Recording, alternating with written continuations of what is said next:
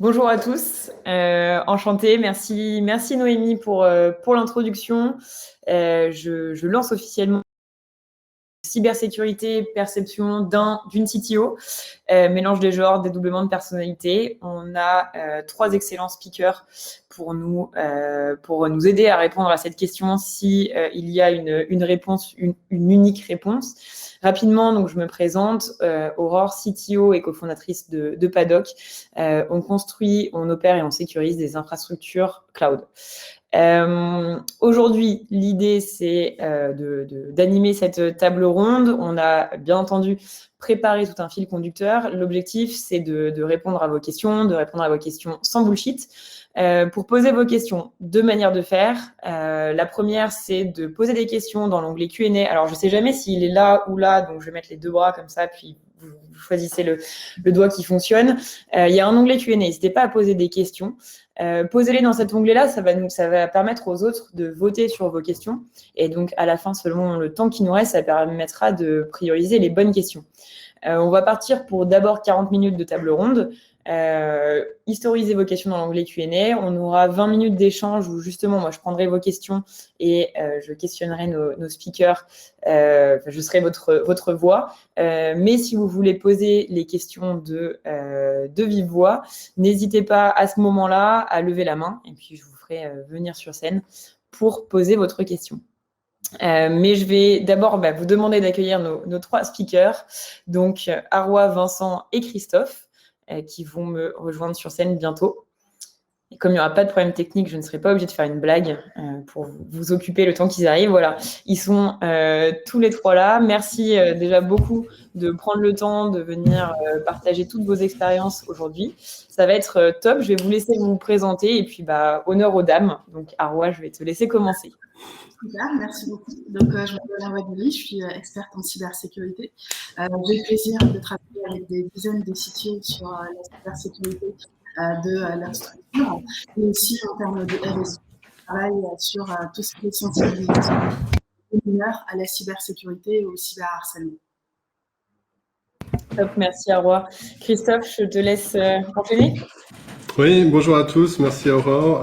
Christophe Tarnat, je suis fondateur et le CEO de Cyrating. On est une agence de notation en cybersécurité. Je pense qu'il y a pas mal de gens qui me connaissent eu égard aux multiples messages et d'acculturation que j'essaie de faire sur le Slack.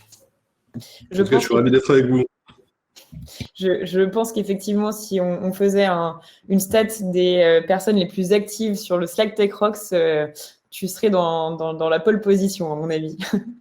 Et Vincent, je te laisse te présenter pour finir ce tour de table. Merci Aurore. Bonjour à tous, Vincent Otto, je suis le directeur technique de SysDream, donc un cabinet d'audit et de conseil en cybersécurité. Voilà, donc j'ai un passé d'auditeur technique et donc je pourrais brièvement vous en parler. Et partager, j'imagine, de multiples anecdotes, projets, expériences en tout genre. Top. Eh ben, on est parti. Première question qui est autour du mot de la perception. En fait, en préparant cette table ronde, on s'est rendu compte que déjà, avant de savoir comment on traitait la cybersécurité, il y avait beaucoup de sujets sur comment elle était perçue dans une entreprise. Selon vous, et je te poserai la question en premier, Vincent, selon toi, comment la cybersécurité est perçue dans une entreprise? Et donc, par là, j'entends, dans une entreprise, il y a des tech leaders, mais il y a aussi des managers qui vont être moins techniques. Il y a des clients et des investisseurs. Voilà, toi, quelle vision tu en as de ces différents modes de perception?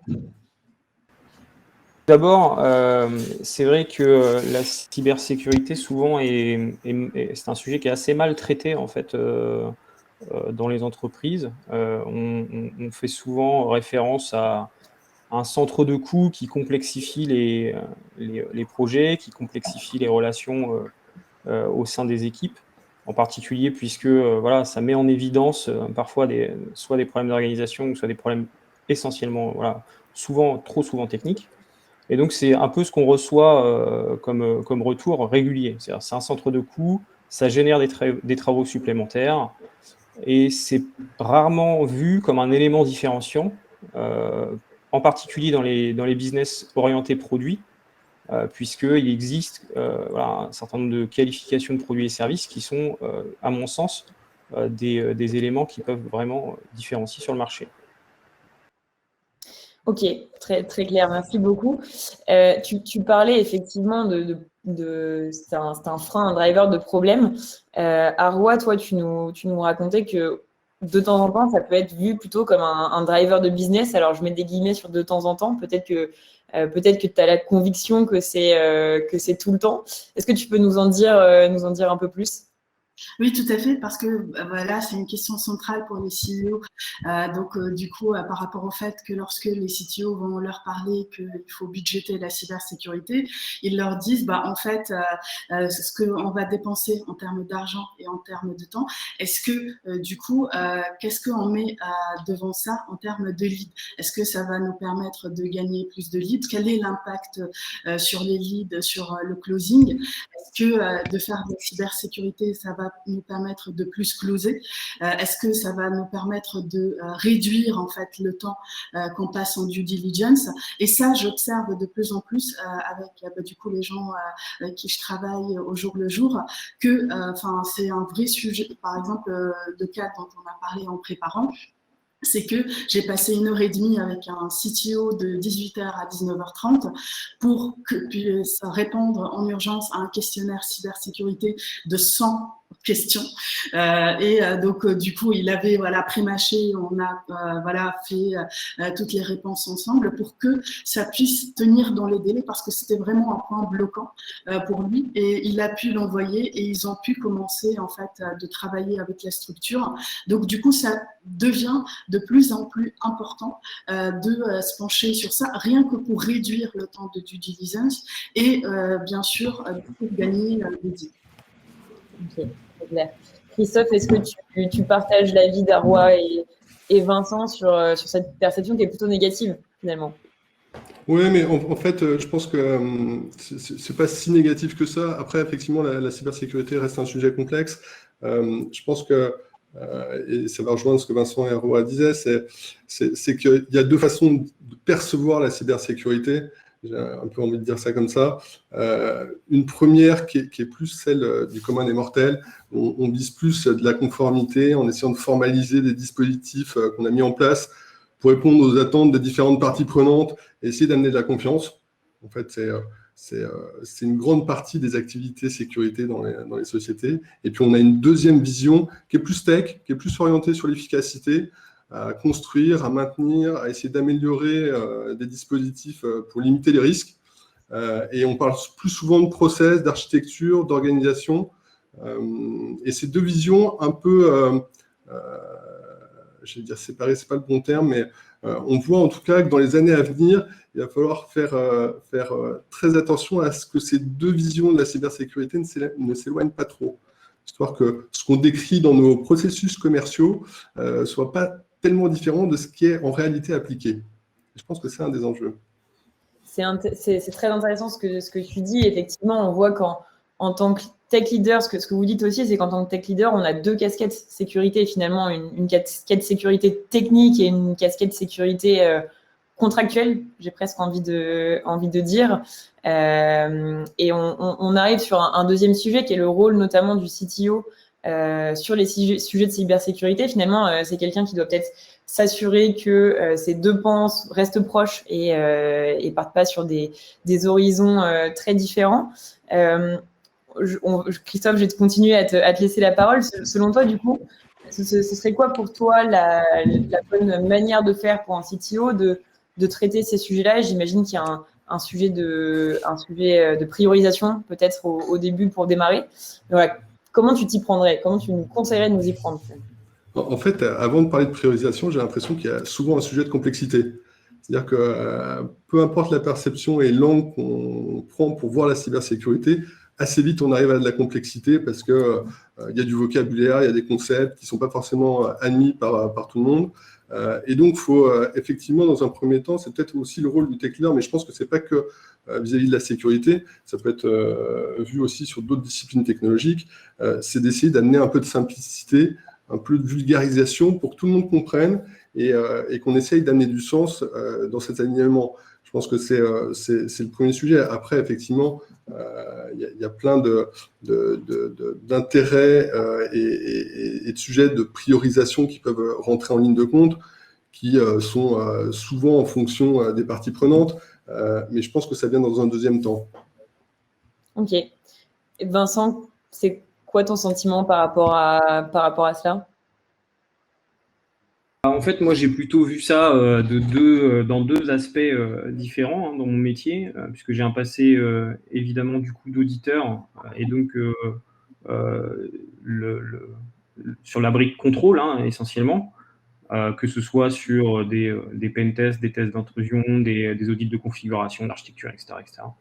Et force de constater qu'effectivement, dans toutes les relations que j'ai pu avoir avec des CTO et avec mes pairs, au final, le sujet il est souvent traité que malheureusement par le patch management, par le développement logiciel.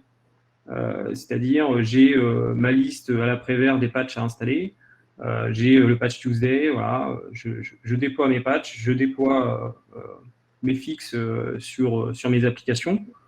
Et malheureusement, comme il y a une question de perception, ça reboucle un petit peu ce qu'on disait tout à l'heure.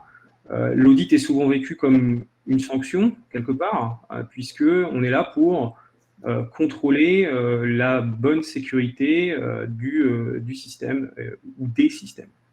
Et donc, en termes de priorisation, le CTO, il a ce rôle, et je rejoins Christophe complètement sur ce sujet, d'un peu de vulgariser le sujet, puisque pour que ça sorte quelque part du giron de la technique et du giron des techniciens, pour aller expliquer un peu les concepts et les difficultés.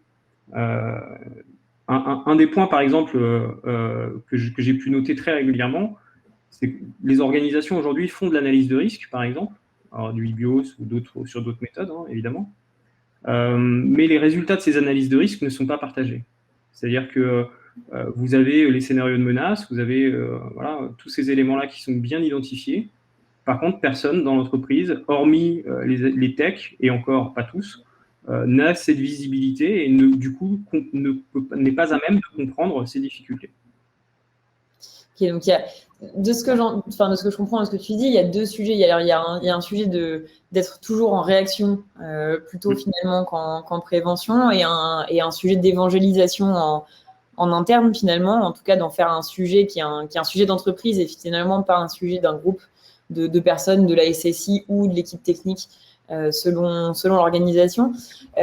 On reviendra sur l'évangélisation après. À Rouen, c'est quelque chose que tu constates aussi, ce côté on est en réaction et pas en prévention. Et ça me fait penser à justement l'histoire que tu nous racontais du client qui doit répondre en urgence à un questionnaire. Finalement, il est plus en réaction qu'en prévention et en construction avec une démarche de sécurité. Tout à fait. Là, je rejoins aussi complètement Christophe et Vincent par rapport à ce point. Des fois, en fait, les CTO, comme voilà, c'est nos aussi, donc du coup, de dire vraiment qu'est-ce qui arrive, et que des fois, ils reçoivent des demandes des clients à l'après-vert avec 150 questions, 100 questions, etc. Et pour gagner le deal, ils sont obligés de dire oui, et puis après, ça va rattraper. Ils ont le temps de rattraper par rapport aux choses qu'ils ont marquées lui. Et des fois, en fait, ils se font rattraper par un audit qui arrive un peu plus tôt que prévu ou des choses comme ça. Donc, du coup, c'est un vrai sujet d'anticiper au maximum par rapport à ça. Et puis, effectivement, par rapport à tout ce qui est vulgarisation et tout, c'est vrai qu'avec le CTO, on peut avancer vite sur certains sujets, avoir des quick wins, intégrer des choses dans la roadmap, tout ça. Mais pour que ça rayonne au niveau de la structure, qu'il ne se retrouve pas, on va dire, lui, à tout sécuriser et que quelqu'un clique sur un lien qu'il ne faut pas ou fasse des choses qu'il ne font pas et que du coup, ça met en péril en fait, la sécurité de l'entreprise. Donc, du coup, la vulgarisation est importante et là, des CTO, ils aiment bien la gamification. Dès qu'il y a un peu de gamification, par exemple, je ne vais pas me citer des outils, mais il y a des outils qui permettent de gamifier en fait la cybersécurité. Aussi, il y a la possibilité d'entraîner les équipes à la réaction à tout ce qui est incident de sécurité. Donc, du coup, par exemple, j'ai en tête l'exemple d'un CTO que ça fait 2-3 ans que chaque année, il a plaisir à déterminer un scénario d'incident de cybersécurité et de voir comment ses équipes réagissent et puis de débriefer avec eux. Donc, du coup, il aime bien. Aussi, il y a des moments de avec tout ce qui est tech, des fois les développeurs avec le CTO, ils ont des moments soit le mercredi, soit le vendredi, une demi-heure, 1 heure sur les sujets qu'ils ont d'actualité ou qu'ils vont vu passer et que ça leur plaît, et d'y intégrer des capsules par rapport à la partie sécurité. Donc clairement, pour que, on va dire, faire en sorte que la sécurité prenne au niveau d'une structure, le CTO, bien sûr, il peut amener le sujet, faire commencer, etc. Mais pour que ça prenne, il faut faire adhérer tout le monde. Ok, très clair. Et tu commences justement à nous donner des pistes pour comment s'armer sur ces sujets-là et en fait comment faire revenir ce sujet-là comme un sujet dès la conception, que ce soit d'ailleurs business ou technique. Christophe, est-ce que tu as d'autres armes à nous partager? On va avoir un vocabulaire très guerrier aujourd'hui, mais…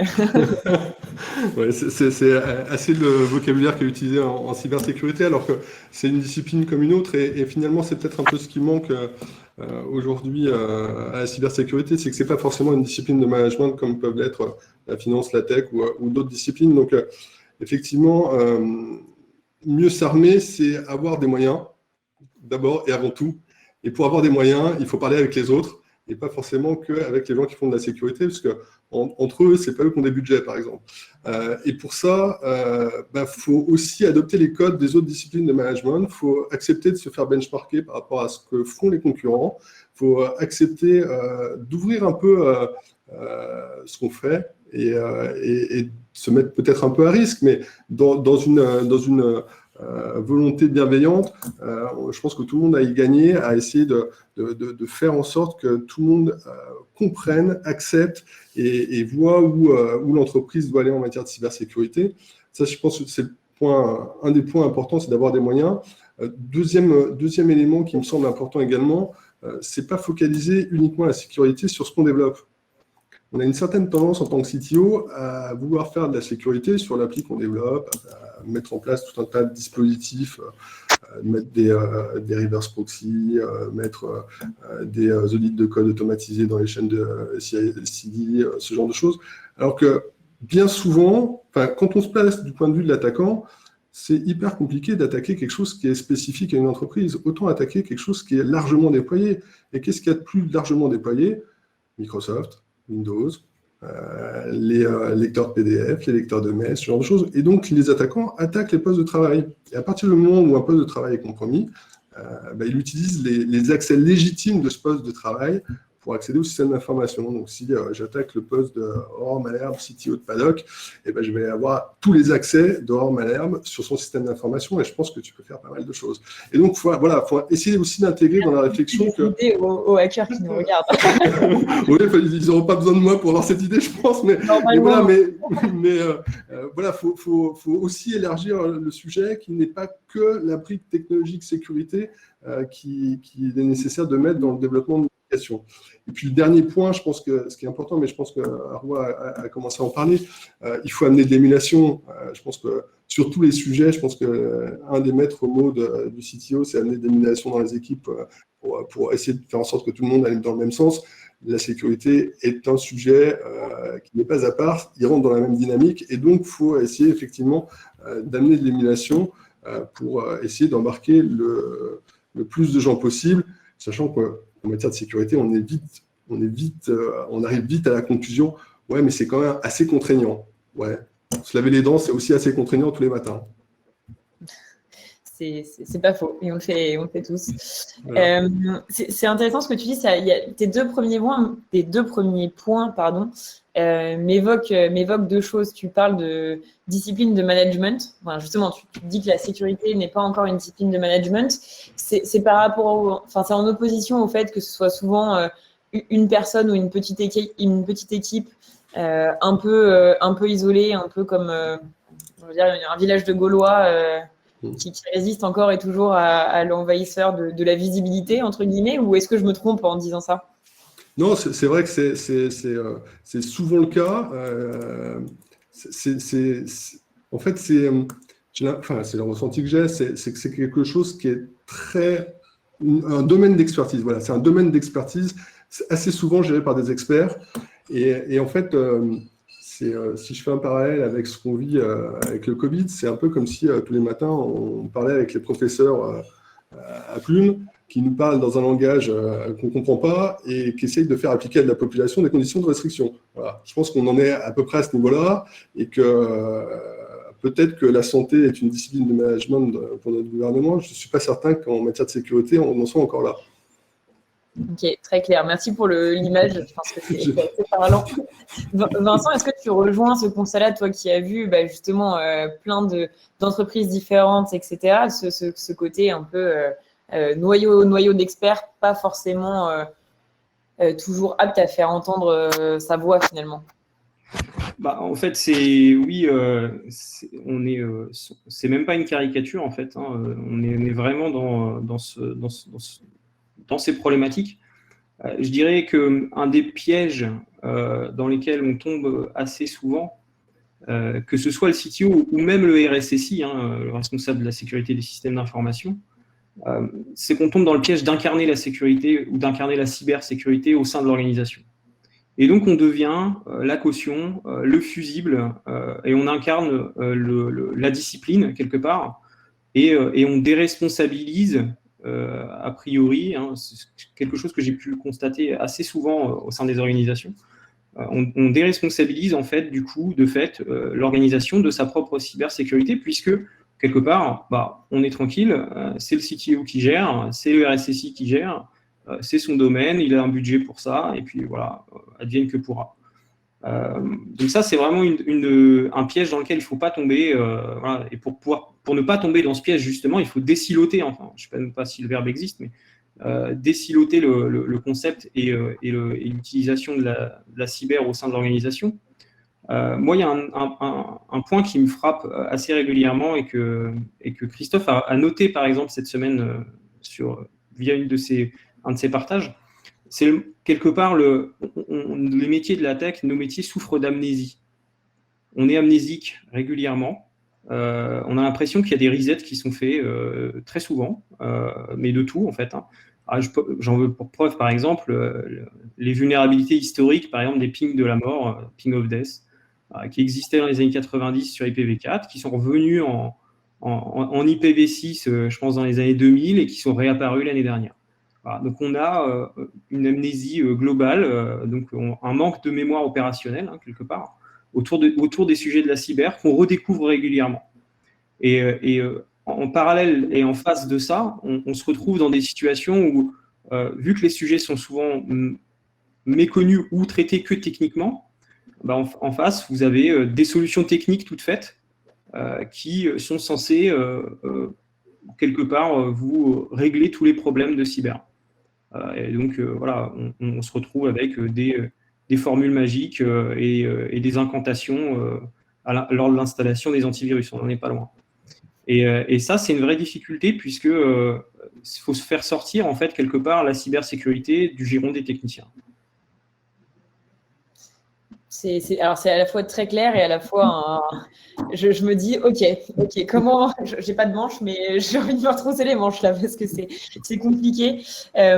Arwa, toi qui travailles notamment aussi avec des CEO, ce sujet-là, personnes qui vont être peut-être plus orientées business et management, tu as quelques clés pour faire sortir ce sujet-là des équipes techniques? Oui, tout à fait. En fait, je travaille essentiellement avec des CTO, mais des fois, justement, ils me mettent en relation avec leurs CEO pour justement les faire adhérer. Et donc, du coup, voilà, généralement, les CTO, ils sont plutôt convaincus de faire de la cybersécurité. Ils savent que c'est un sujet et qu'ils doivent le faire. Donc, du coup, après, bien sûr, quand le faire, comment le faire, etc. C'est voilà. Mais pour justement qu'ils puissent avoir les budgets, les ressources, tout ça, voilà, généralement, ils ont besoin de l'aval du CEO.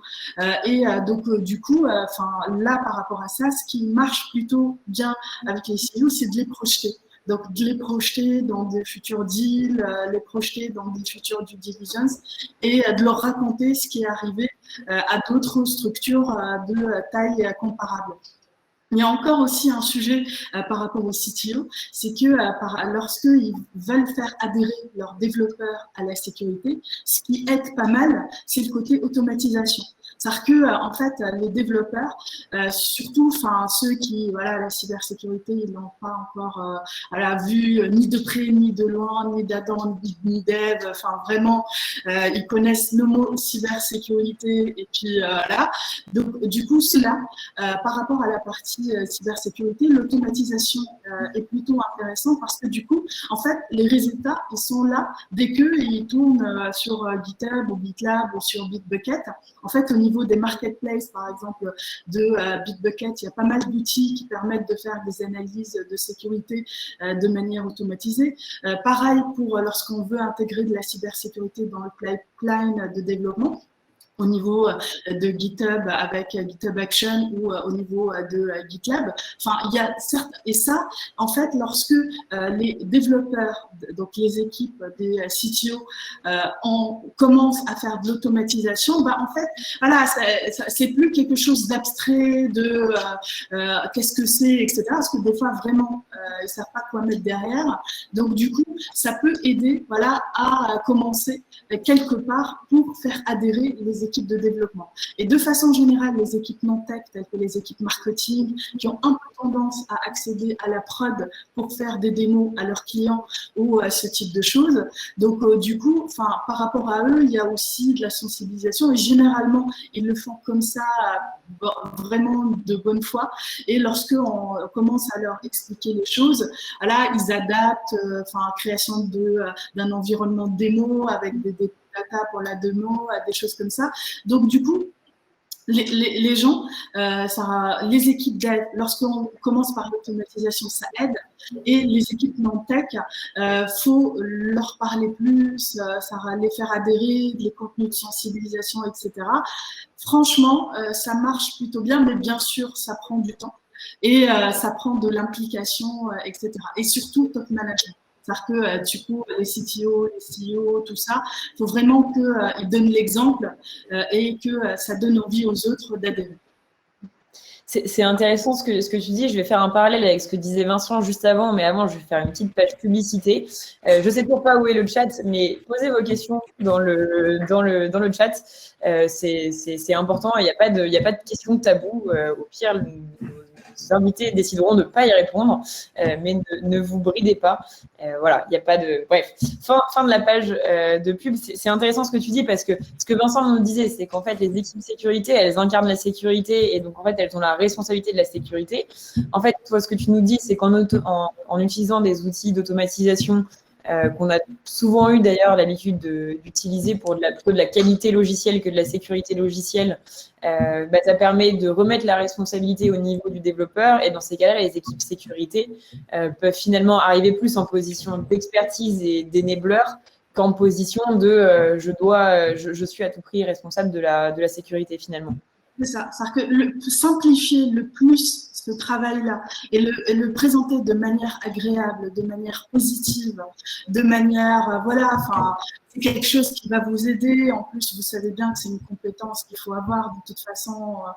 Donc, du coup, de vraiment présenter la chose comme, on est là pour vous aider, on vous simplifie la vie, ça aide beaucoup. Ok. Vincent, c'est un modèle que tu as vu fonctionner au cours de tes diverses… Effectivement, impliquer les développeurs, c'est encore impliquer des équipes techniques, en fait, malheureusement. C'est par là, évidemment, bien sûr, on pourrait tenter de se dire, pour régler les problèmes de sécurité, on va taper en amont, donc on va aller voir les développeurs, on va les former voilà, aux bonnes pratiques de développement sécurisé quelque part. Ça marche, effectivement, ça marche. Il faut savoir fédérer autour de ça, il faut savoir évidemment travailler sur le sujet et quelque part créer des espèces de communautés au sein de vos équipes qui prennent en charge ce sujet-là. Mais quelque part, ça n'empêchera pas, malgré tous les efforts que vous faites, eh bien, je caricature, mais que quelqu'un dans l'entreprise se fasse ficher, donc récupère un phishing, et prenne un ransomware. Voilà. Et là, vous aurez mis des boîtes magiques, vous aurez formé vos développeurs, vous aurez adressé quelque part le volet sécurité sur votre produit, sur la surface visible de l'iceberg, mais quelque part, au final, vous vous ferez quand même avoir. Et donc, c'est ça la difficulté. Il y a vraiment, quand je parle de casser les silos, c'est vraiment aller vers cette dynamique. C'est-à-dire que si vous responsabilisez trop et si vous mettez que en responsabilité uniquement que les équipes techniques, vous allez du coup oublier tout un pan de la cyber qui est l'utilisateur classique du moyen informatique. Et ça, il faut faire de la sensibilisation là-dessus. Et je pense que le maître mot, vraiment, c'est dédramatiser. Clairement. Donc, il faut dédramatiser le sujet pour pas que ça devienne tabou, pour que, évidemment, l'utilisateur qui s'est fait ficher, qui a cliqué sur le mauvais lien, qui a ouvert la mauvaise pièce jointe,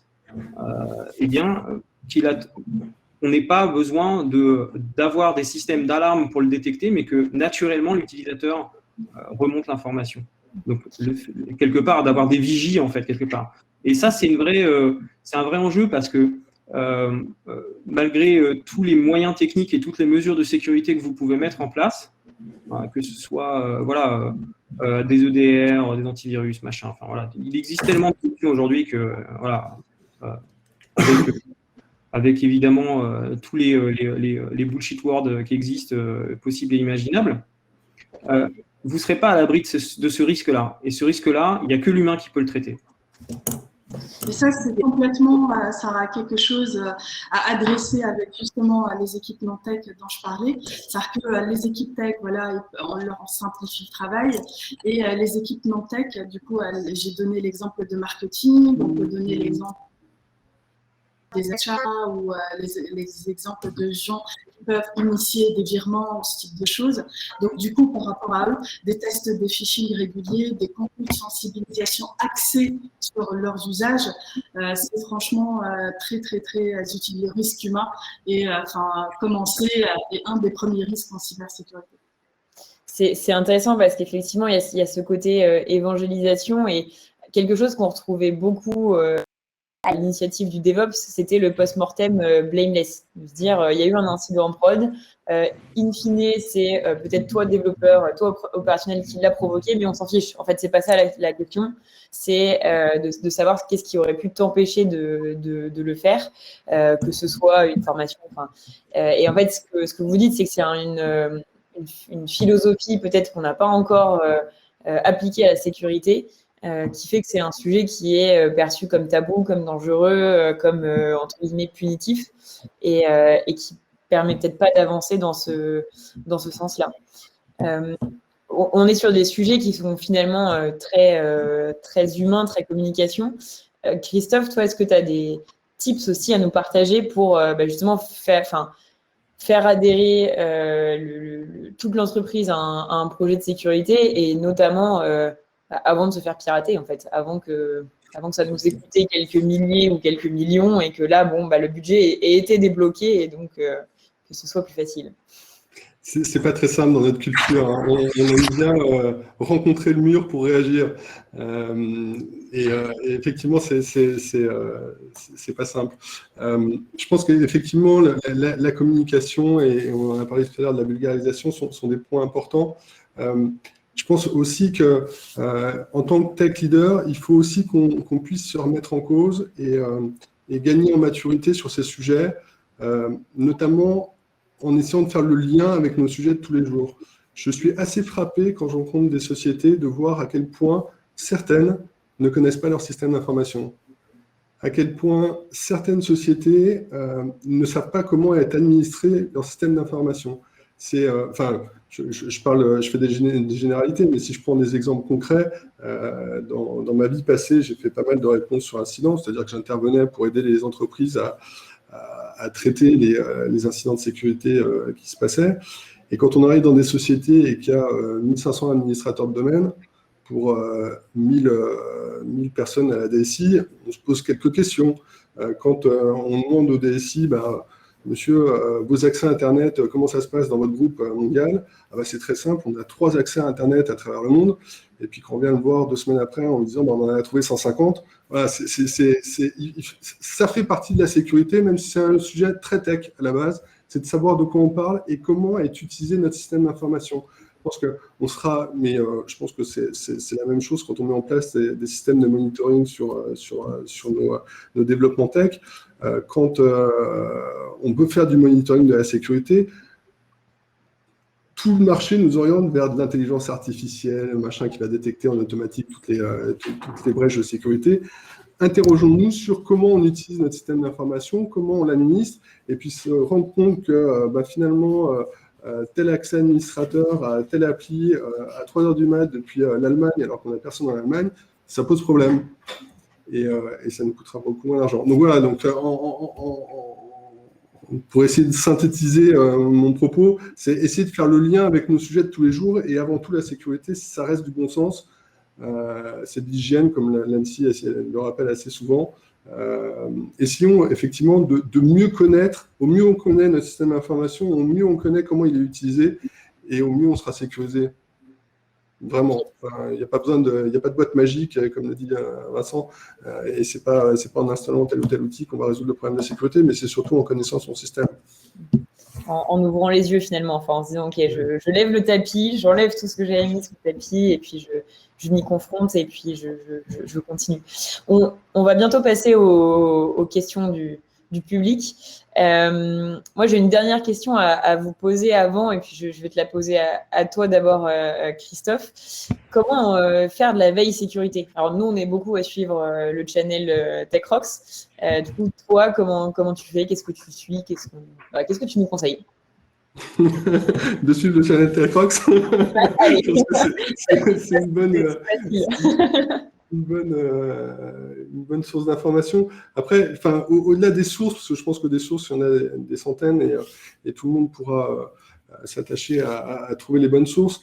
Je pense que c'est pas ça qui est difficile. C'est surtout, et c'est ce qu'on essaie de faire avec mon équipe, c'est de prendre 5 minutes sur chaque sujet qu'on reçoit pour essayer de le comprendre et de le vulgariser.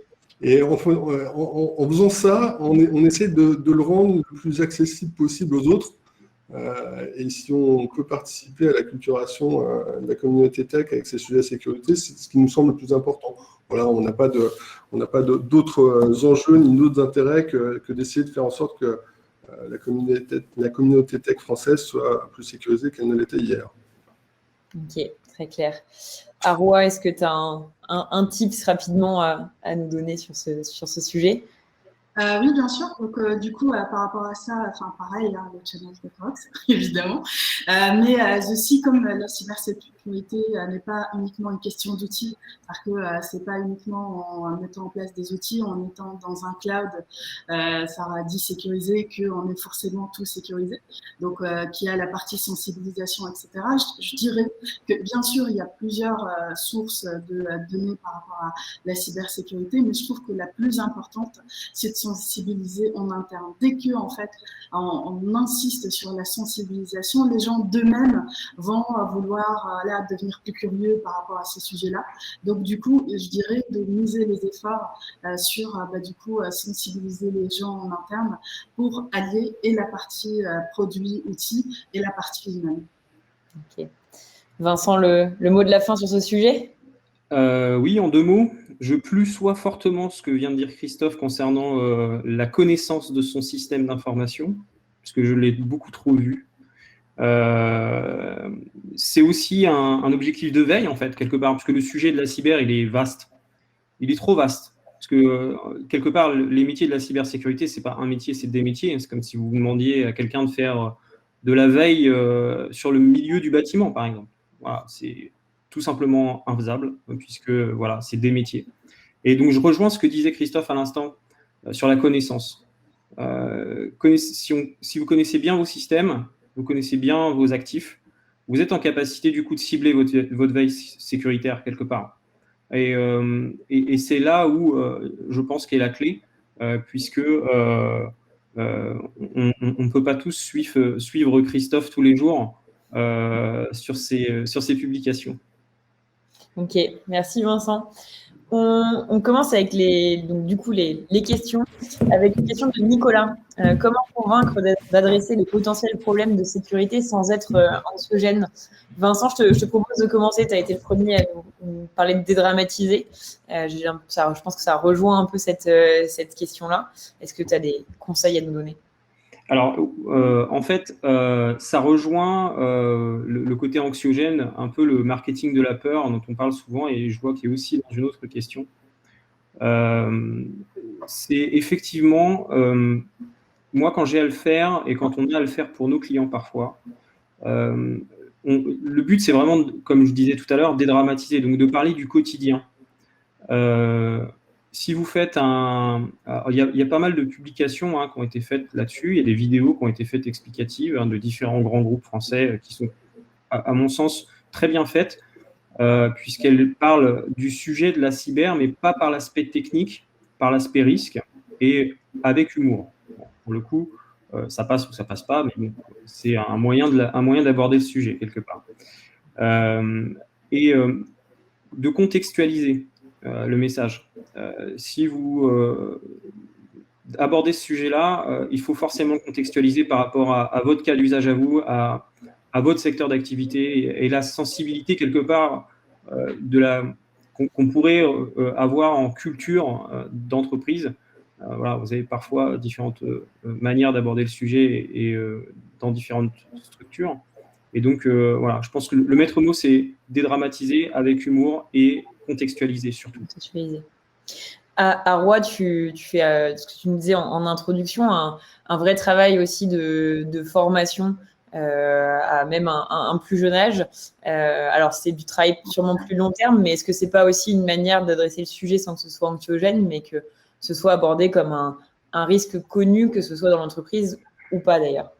Oui, et c'est d'autant plus vrai que des fois je forme soit des jeunes, soit des moins jeunes sur comment devenir le RSSI de votre famille.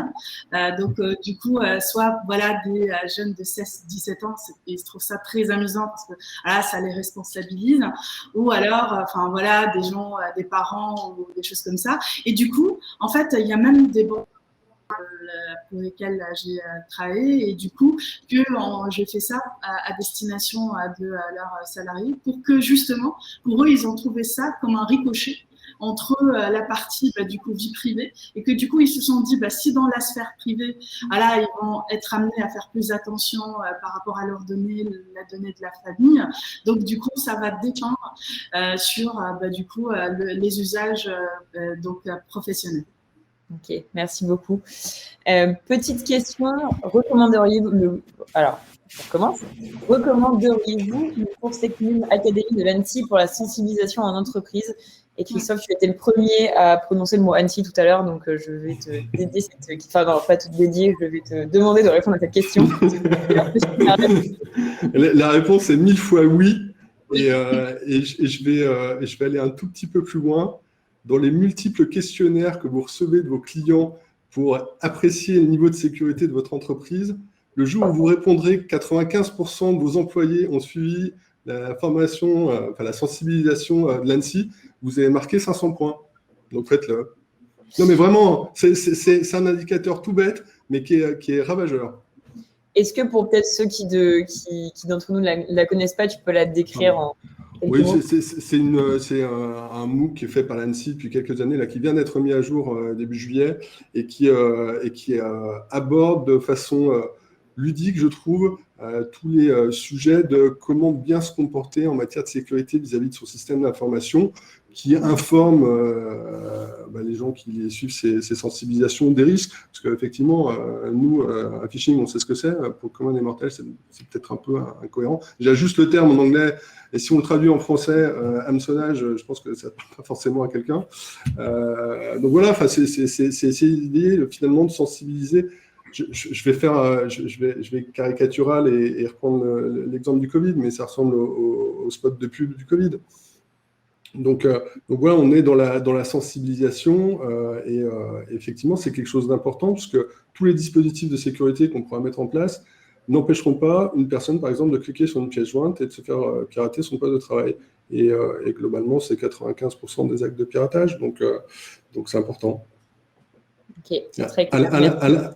Oui, excuse-moi, juste pour compléter, mais à l'inverse, si on voulait ne pas accepter ce risque de l'utilisateur, on lui bloquerait beaucoup son poste de travail, ce qui fait qu'il aurait une expérience avec son poste de travail qui ne serait pas très agréable. C'est un peu la contrepartie. Voilà. Très, très clair. Et c'est effectivement, je pense que souvent, on parlait tout à l'heure d'être perçu comme un frein, et c'est un frein qui peut être perçu. Oui. Et la formation, la sensibilisation, l'évangélisation, tout ça peut permettre effectivement de ne pas en venir à mettre des freins réels, en fait. Tout à fait. On a parlé de marketing de la peur un petit peu tout à l'heure. Il y a une question qui est: que pensez-vous de son impact dans le cadre de la promotion de cybersécurité? Je vais ajouter une petite question personnelle à cette question. Qu'est-ce que vous pensez de l'évolution de ce sujet-là, notamment depuis 1 an? Ce qu'on entend, c'est que les attaques ont énormément augmenté. Il y a des chiffres qui le montrent, etc. Et voilà, info ou intox. Vincent, je vais te demander de réagir le premier. Le marketing de la peur, je pense qu'il fait beaucoup de mal au sujet, en règle générale, hein, puisque c'est rendre le sujet trop sérieux. Et à mon sens, effectivement, c'est un sujet sérieux. Je ne dis pas l'inverse, je ne dis pas le contraire, c'est pas ce que je suis en train de dire. Mais quelque part, je ne suis pas certain que ce soit efficace de vendre par la peur. Je ne suis pas le meilleur dans la discipline de comment on vend et comment construire le bon message, mais à force de constater que le message est souvent piloté par ça. Je pense qu'il fait mal au métier parce que justement, il enferme en fait le sujet dans une discipline un peu austère, etc. On a tous l'impression que le pentester, il a sa cagoule derrière son ordi, etc., etc. Donc c'est très caricaturé en fait aujourd'hui comme secteur. Et ouais, ça mériterait d'être beaucoup plus vulgarisé et mieux traité, voilà. En tout cas par les médias grand public. Ok. Arwa, tu partages ce constat?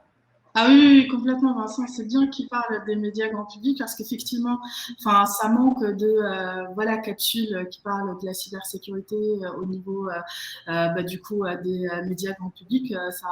Une fois, on a fait TF1 pour justement le 20h pour parler par rapport à la partie vulgarisation des jeunes à la cybersécurité, mais c'est vrai que c'était une fois et que ça gagne à ce que ça soit dans les émissions ou quelque part, pas uniquement sur BFM Business, quoi. Des fois, on parle cybersécurité sur BFM Business. Ça serait pas mal que ça arrive à M6, que ça arrive à TF1, que ça arrive sur Netflix. Pas Netflix ou Amazon Prime, une émission sur la cyber. Quelque chose qui soit amusant, qui soit quelque chose de ludique. Et par rapport aux entreprises, de dire... Le message clé, c'est de dire la cybersécurité, ça vous aide à faire un bon produit, ça, le message pour les tech, et pour tout le monde, ça vous permet en fait d'être à la hauteur de la confiance de vos clients et de gagner plus de deals. Donc du coup, c'est un vrai sujet qu'il faut traiter avec beaucoup de positivisme pour que ça adhère le plus possible au terrain. Ok. Merci. C'est un début de réponse à la question de Charles Excel qui dit tout commence par la sensibilisation. Quelles sont les meilleures pratiques de sensibilisation selon vous? On en a parlé tout au long de cet échange. On a parlé finalement un peu de game day, finalement, de provoquer des incidents, de voir comment on répond, de montrer que ça peut être un sujet finalement un peu fun. On parle de la place des médias dans ce rôle-là. Est-ce que vous avez alors, je lance une question ouverte, nouveau test. Est-ce que vous avez quelque chose en tête qu'on n'aurait pas cité et qui serait important sur le côté sensibilisation? C'était le risque, mais Vincent va me sauver. Je prends. Allez. Alors, la sensibilisation, je l'ai dit tout à l'heure, il faut que ce soit contextualisé. Je pense qu'il faut parler du réel, parler du quotidien. Un truc qui marche bien, qu'on a vu, alors là, du coup, c'est pas trop de la sensibilisation pour l'ensemble de l'entreprise, mais plutôt, par exemple, pour des développeurs, c'est de faire du code correct de leur code qu'ils ont développé. Là, ça leur parle directement, clairement. Ça marche bien. Après, pour les utilisateurs, plutôt pour essaimer un peu le message au sein de l'ensemble de l'organisation, les campagnes de phishing fonctionnent assez bien. Il ne faut pas qu'elles soient punitives, il faut qu'elles parlent du réel, il faut qu'elles soient efficaces. Il faut quand même, par contre, laisser quelques indices. Si par exemple vous faites une campagne de phishing, laissez quelques indices quand même lors de dans le faux mail, hein, quelque part, parce que bon, on pourrait faire des campagnes très très réalistes. Mais l'idée, c'est de sensibiliser, donc d'acquérir en fait des réflexes, d'acquérir des marqueurs qui permettent de déceler un comportement ou en tout cas un élément mauvais, hein, quelque part, ou malveillant. Donc, voilà, je pense que le phishing est un bon moyen de commencer. Okay. Parce que c'est évidemment un élément de risque important. Et c'est intéressant ce que tu dis sur la partie ne pas faire la campagne parfaite qui va permettre de montrer qu'en fait 85% des personnes se sont fait avoir, mais vraiment le prendre comme un outil de formation plutôt que de démonstration en fait. Exactement. Super, super intéressant. Autre question assez pratico-pratique, mais je pense qu'il y a une question qui se pose très, très souvent.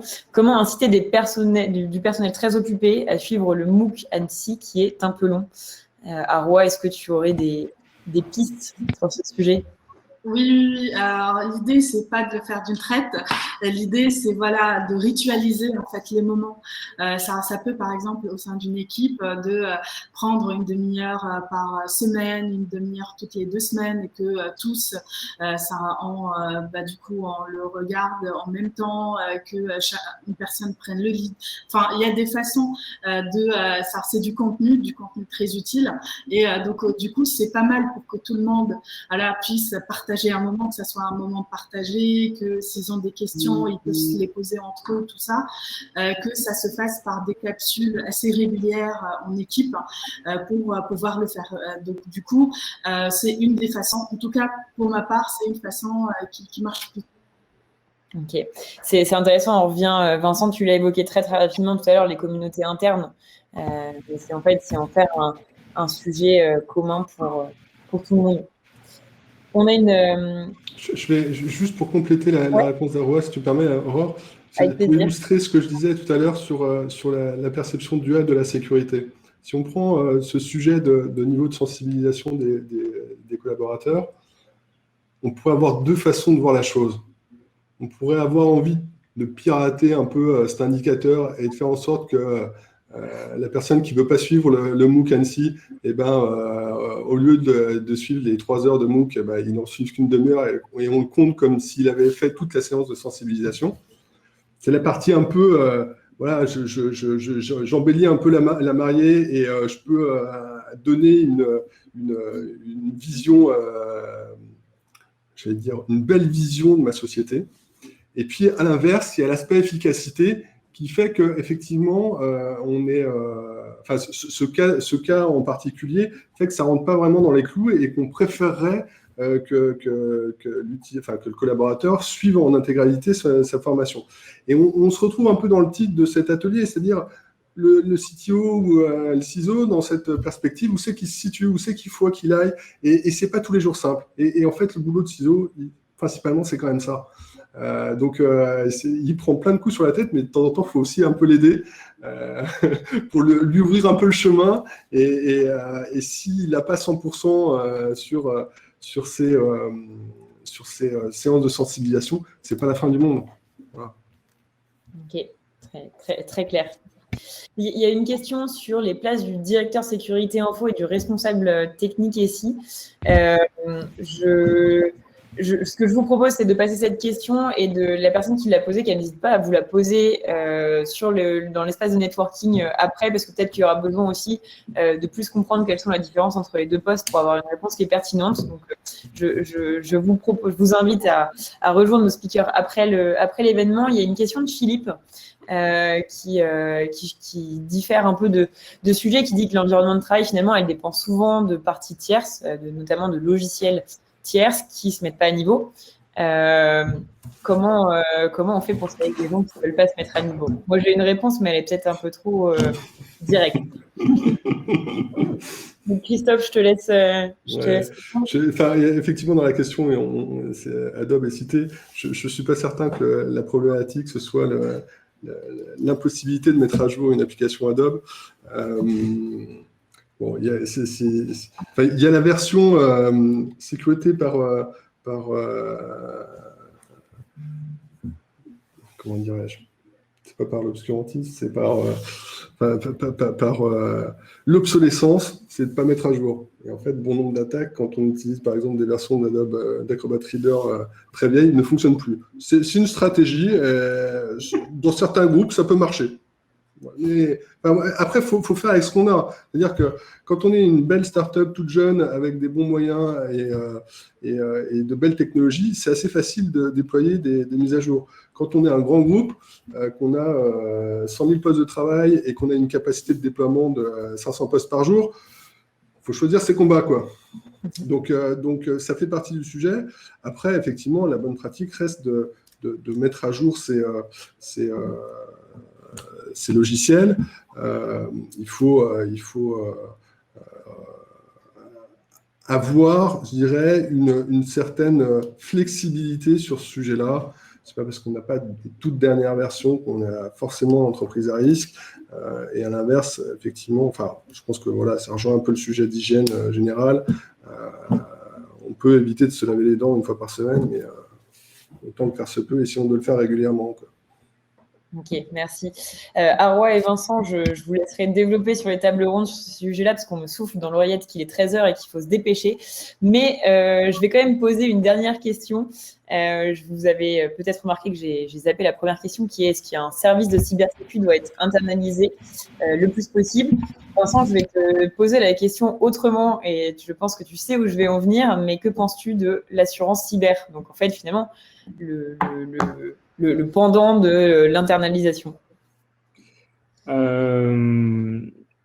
J'en pense que il y a un danger, en fait, il y a un risque avec ça, qui est la déresponsabilisation. Et ça, j'en ai déjà parlé, je pense, tout à l'heure. De l'assurance, hein, évidemment. C'est de ne plus se sentir en charge d'eux. Et donc, voilà, c'est quelqu'un d'autre qui est en charge de votre sécurité. Quelque part, c'est pas forcément... c'est utile parce que on va pouvoir, par exemple, se concentrer plus sur son secteur, sur son business, sur voilà, développer voilà, ses forces et beaucoup plus concentrées, évidemment, puisqu'on n'aura pas à se soucier d'éléments qui ne sont pas notre métier quelque part quand on externalise. Mais du coup, il faut garder en tête que ça ne déresponsabilise pas et que ça reste quand même. Vous avez beau avoir externalisé évidemment votre cybersécurité ou pris une assurance cyber, ça n'exclut pas que vous devez sensibiliser vos utilisateurs. Et, par exemple, il y a un parallèle qui est assez intéressant. Dans le monde de la sûreté, vous avez l'obligation, par exemple, de sensibiliser vos collaborateurs quand ils partent dans des zones, dans des pays, par exemple, où il y a des risques pour leur sûreté. Et c'est une obligation de le faire. en cyber, quelque part, vos utilisateurs, vous n'avez pas forcément l'obligation de les sensibiliser aux risques qu'ils courent. Alors que ce soit pour les assets, enfin pour les actifs de l'entreprise, mais aussi d'un point de vue purement personnel, pour eux aussi, hein, évidemment. Et je pense que voilà, je ne suis pas trop fan des règles obligatoires et tout, mais voilà, je pense qu'il y a quelque chose à creuser. Donc l'assurance cyber, quelque part, oui, mais ça ne déresponsabilise pas. Ok. Donc une internalisation forte est pertinente. On va s'arrêter là-dessus. Merci beaucoup Arwa, Christophe et Vincent. C'était un plaisir d'échanger avec vous. J'ai appris plein de choses. Et puis merci à toi, Aurore. Merci. Avec plaisir. On va laisser Noémie revenir conclure cet échange.